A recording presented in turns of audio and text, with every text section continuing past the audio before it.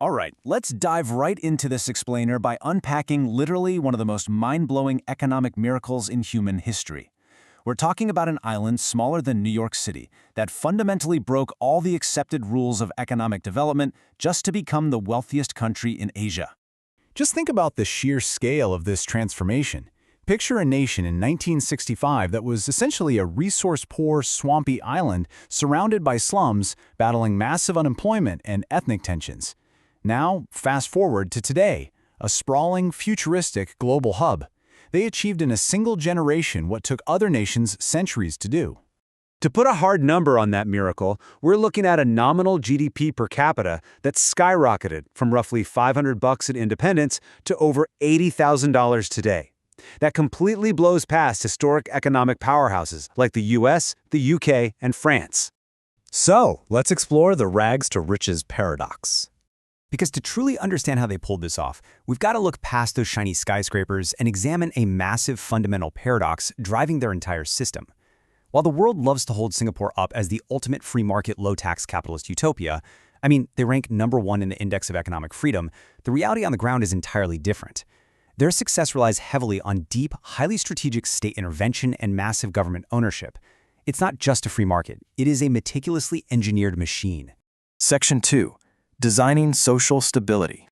You can't build a thriving economy and attract billions in foreign investment on top of slums and social unrest, right? The founding leaders knew they had to aggressively engineer social stability first. And it started with this staggering fact. The government actually owns 90% of the land in Singapore. Through the Land Acquisition Act back in the 60s, the state bought up land on the cheap. This gave them the ultimate power to build vital infrastructure, industrial zones, and housing at incredibly low costs. By leveraging that state-owned land, they totally wiped out the slums and provided affordable public housing for 80% of the population. But here's the kicker. They didn't just rent these out. In a move that completely defies Western housing norms, citizens actually buy these flats at a massive discount. This brilliantly gave an entire generation of laborers a literal financial stake in the nation's success. On top of that, they enforce strict racial quotas in these housing blocks to forcefully integrate the population and lock in that social harmony. So how do they actually fund all this? Well, there's a mandatory savings program called the Central Provident Fund, or CPF. Citizens and employers are forced to contribute a huge chunk of their wages into it. This creates an absolutely incredible 53% national savings rate. It provides the government with a massive, guaranteed pool of domestic capital to fuel large-scale public investments, completely bypassing the need to rely just on foreign aid. Which brings us to the state-owned secret. This is the hidden engine behind their explosive growth. Let me ask you a question. It sounds completely impossible to have the sixth highest gross debt to GDP ratio globally, higher than the US or France, while still maintaining a pristine AAA credit rating, right? It sounds like a total contradiction. Well, it works, because their net debt is exactly zero. In fact, Singapore is actually a net creditor to the rest of the world. The secret sauce here is in their laws. By law, the Singaporean government cannot borrow money just to spend it on everyday consumption or to plug budget deficits. No way. They are only allowed to borrow to acquire revenue-generating assets. Every single dollar they borrow is matched by a profitable asset they own. And the scale of the state ownership is just wild. Through sovereign wealth funds like Temasek, the government essentially acts as a mega corporation. They operate like a giant corporate holding company, owning massive stakes in the nation's biggest brands.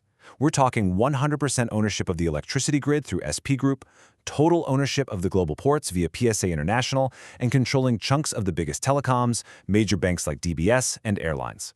So you know that Western myth that state-owned enterprises are always clunky, corrupt, and super inefficient? Yeah, scratch that. Singapore's government-linked companies are highly profitable global dominators. Take Singapore Airlines. It's an absolute powerhouse in the aviation industry, constantly ranked as one of the best in the world, and yep, it's majority owned by the state. Moving on to the manufacturing masterclass. Now, let's bust another huge myth. The idea that Singapore is just a post-industrial economy, basically a giant private bank and a playground for billionaires. If you look at their $10,000 bill, which happens to be the highest value banknote in the world, by the way, instead of featuring a politician, it actually features a silicon wafer, proteins, and a scientist at a microscope. They are loudly signaling their true economic bedrock here, high-tech manufacturing. Despite having zero natural resources, literally not a single drop of their own oil, they are an industrial titan. Manufacturing still makes up nearly 20% of their GDP. They went from making matchsticks and zips in the 60s to becoming the fourth largest global exporter of high-tech products today. They're a massive hub for semiconductors, aerospace engineering, and insanely, they are the world's second largest player in refined petroleum exports. It's an absolute powerhouse export engine. But to keep that global edge razor sharp, the government steps in yet again. They set up the National Wage Council to carefully manage relations between unions and businesses. The goal is simple but crucial. Ensure wages never outpace worker productivity. That's how their exports maintain a fiercely competitive edge on the global market. Next up, the price of success. Okay, let's be real for a second. We have to look objectively at the trade-offs here, because manufacturing an economic miracle from a swamp in just a few decades comes with some serious friction. Structurally, this top-down efficiency meant keeping a very tight grip on civil liberties. Today, that's reflected in a World Press Freedom ranking of 158th globally. To put that in perspective, that places them below countries like Venezuela. And protests, still largely illegal. Founding Prime Minister Lee Kuan Yew was completely unapologetic about this. He basically argued that Western-style liberties had to take a back seat to the sheer survival, stability, and economic integrity of the young nation. The social contract was clear: surrender some personal liberties in exchange for world-class safety, infrastructure, and wealth.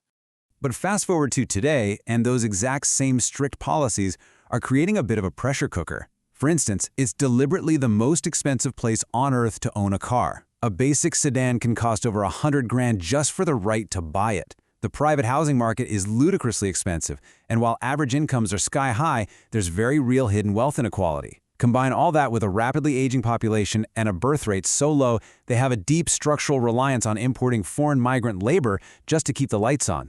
And this brings us to a really pivotal moment. As the nation undergoes its first major leadership transition in 20 years, the ruling party has to navigate a younger, much more vocal and diverse population. This new generation is actively questioning these historical trade-offs, all while the government is scrambling to maintain their competitive edge globally. So this leaves us with a huge, provocative question to end this explainer. Is this tightly controlled, intensely state-owned hybrid economy an actual blueprint that other developing nations can replicate to achieve wealth? Or is Singapore just a one-of-a-kind geographical miracle that could only ever exist on that tiny island? Let that sink in, and as always, keep questioning the conventional economic wisdom.